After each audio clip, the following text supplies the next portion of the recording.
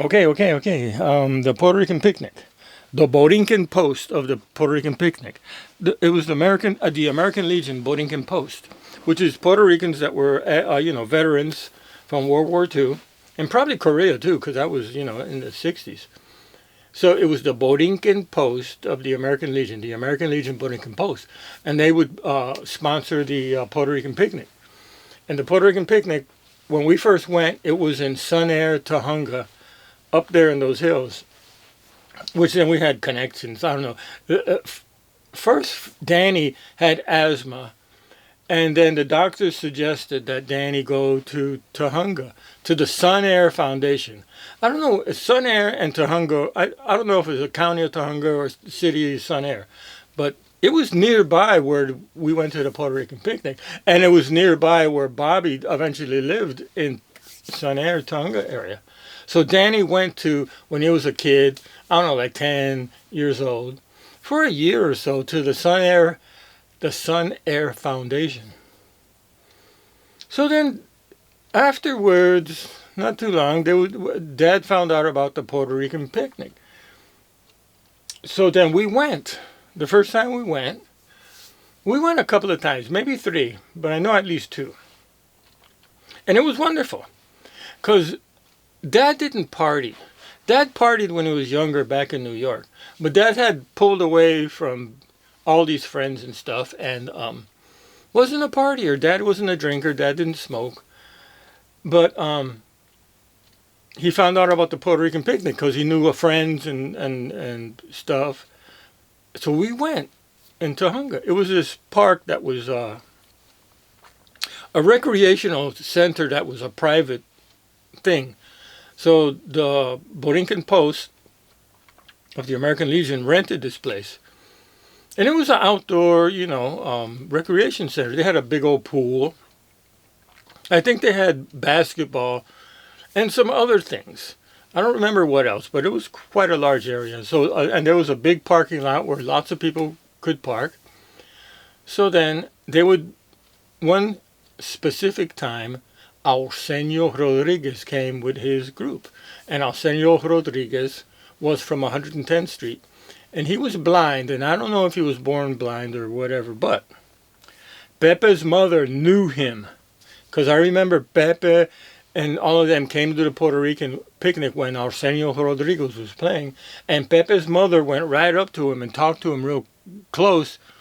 And he knew who she was and the whole thing. Pepe's mother, I think, worked in a little restaurant there on 110th Street. So that song, I Fuego en el 23, we lived in 21 East 110, and 23 was like right there on the same street, and there was a fire. So then Arsenio Rodriguez had that song, I Fuego en el 23. So that time we went to the Puerto Rican picnic, and he was playing with his group, and that was wonderful, because been, I had never witnessed a live Latin group. Because I was a little kid, and like I said, my parents didn't party or anything, so it was rare that we would go to places where there was music, and that was one of the main events to hear live music when I was a kid. That was fantastic. I loved it. And people danced. They had a whole dance area there and everything, and I think they gave away prizes, and there was the pool. We went in the pool and ran around the mountain areas that were there, and it was great. And all these people, Fernando Novelos went one time, and Fernando and my dad knew all these people. A lot of them from New York that he hadn't seen in years that came to this thing. And a lot of Puerto Ricans that worked in all these aerospace industries around, because they were members with the Borinquen Post, the American Legion Borinquen Post, and they came. So my dad knew lots of them, not everybody, but lots of the people. And it was like, hey, Daniel, and all this kind of stuff. Oh, yeah, this and that. Ay, nata, visto, and how many years and stuff. Because my dad was a barber on 110 with Celito, and Dad knew everybody. Okay, Sun Air Tahunga. The Puerto Rican picnic was there for a number of years, but then they left and went to Cabrillo Beach, all the way down the Harbor Freeway, all the way down, it was the Port of Los Angeles. And at then and back in those days, the Port of Los Angeles was a real industrial area. It wasn't what it became. Then years later, it became this big marina, fancy kind of marina stuff. But back then, when the Puerto Rican picnic was there, and you drive, and there was oil refineries, and all this industrial fishing stuff, and Cabrillo Beach, and Cabrillo Beach became the site of the Puerto Rican picnic, which is El Dia de San Juan. The Dia de San Juan is the biggest religious festival and party time in Puerto Rico. So Puerto Ricans anywhere, if there's the Dia de San Juan, they have a party and celebrate.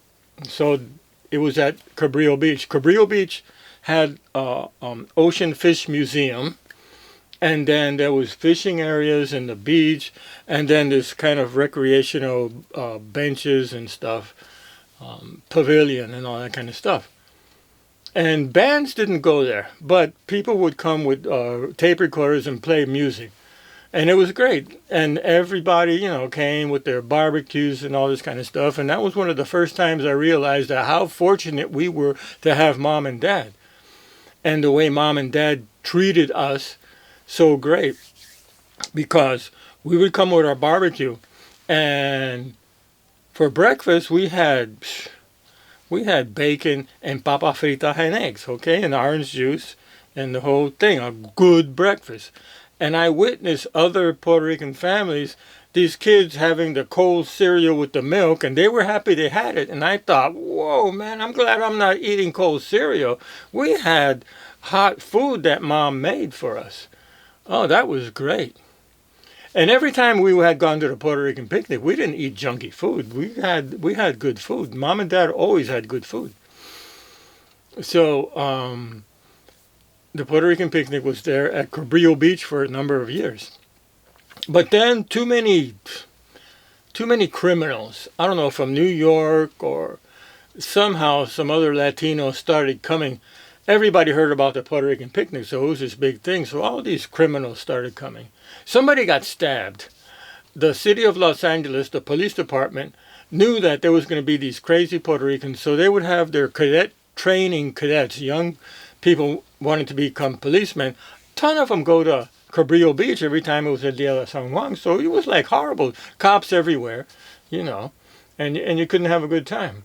But then the people they would sell food and booze and all kinds of stuff. And some people probably had good food. But I remember one time that we were sitting, there was they were selling food over here. So I was hungry and I went over and bought a plate of arroz con gandules and all kinds of stuff. And I started eating it, and the food looked good, but it was horrible. It tasted like shit. So I just threw it out, and when I go to the trash to throw it out, the trash can was piled this high with all kinds of other people that had bought that food and didn't eat it because it was horrible. So the Puerto Rican picnic there started going downhill. So then they didn't do it there anymore. So then they moved somewhere in the valley, somewhere way out there, and we went a couple of times. Pepe's mother went a couple of times out there, and that was nice. It was more organized and safe and calm, and it was nice. So then from there, they moved out to San Bernardino, and they were in two different places in San Bernardino, and that was a private park recreation area, and I went. I have pictures. I took pictures of mom and dad dancing because I knew that was probably the last time I was going to have an opportunity to take a picture of dad and mom dancing. And we had gone a couple of times there. I don't know if dad and mom went every time, but there was one time when dad, mom, Frankie, me, Gloria, Henry and his wife and his kids, and Bobby even came. And Francis and Aurelio and all that, and Lelo. And I have pictures of that. And there was a band that played, and it was good. It was a good thing. And then they moved to another place. And then finally, I moved to Florida and the Puerto Rican picnic. Well, people do it. In fact, there was a Puerto Rican picnic in Newport that I went driving way to Newport, and it was in a small private area, but it was like you were afraid to go in because there was like a little area to walk in, and you come and you think, well, I don't belong here, and But I think to this day, they still have the Puerto Rican picnic in unofficially at Cabrillo Beach. Puerto Rican picnic. Wonderful.